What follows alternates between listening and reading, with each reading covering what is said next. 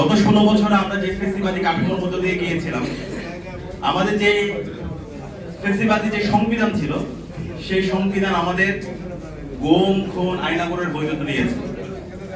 সেই সংবিধান আমাদের বিচারিক হত্যাকাণ্ড এবং বিচার বহির্ভূত হত্যাকাণ্ডের বৈধতা দিয়েছে।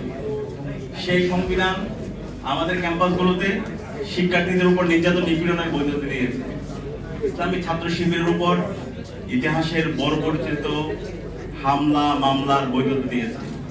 ডিহিউম্যানাইজ অবস্থায় যে ইসলামী ছাত্র শিবির ছিল সেটার বৈধতা দিয়েছে এবং সেটা নিয়ে সবাই সেলিব্রেশন করেছে, সেটা সবাই উল্লাস করেছে। এই গুম খুন আইনাগর এবং অবৈধ নির্বাচন, যে তিনটি নির্বাচন সংগঠিত হয়েছে, সেই নির্বাচন এবং যে ফেসিবাদী শাসন ব্যবস্থা, সেই ফেসিবাদী শাসন ব্যবস্থার বিরুদ্ধে যে সম্মিলিত গণবিদ্রোহ তৈরি হয়েছে, সেটা ছিল 24 ছাত্র জনতার গণবিপ্লব। সেই বিপ্লবে আমাদের শহীদরা আমাদেরকে রাস্তা দেখিয়েছে। পাঞ্জাবের জগতে একটি বিশ্বস্ত নাম, শাবাব এথনিক ওয়্যার। 2000 ভাই বোন শহীদ হয়েছে, 40,000 ভাই বোন তারা পঙ্গু হয়েছে। তাদের আত্মত্যাগের মাধ্যমে আজকে আমরা নতুন বাংলাদেশ পেয়েছি।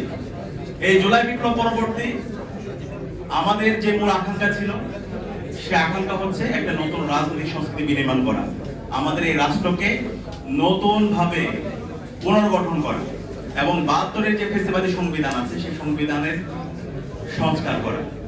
এবং সেটার জন্য ওই সময়ে আপনারা জানেন ঐক্যমত্য কমিশন গঠিত হয়েছে এবং তারও আগে 11টি কমিশন গঠিত হয়েছে যারা সুপারিশ দিয়েছে এবং সেই সুপারিশের উপর ভিত্তি করে ঐক্যমত্য কমিশনের সকল রাজনৈতিক দলগুলো তারা গিয়েছে, তারা মতামত দিয়েছে।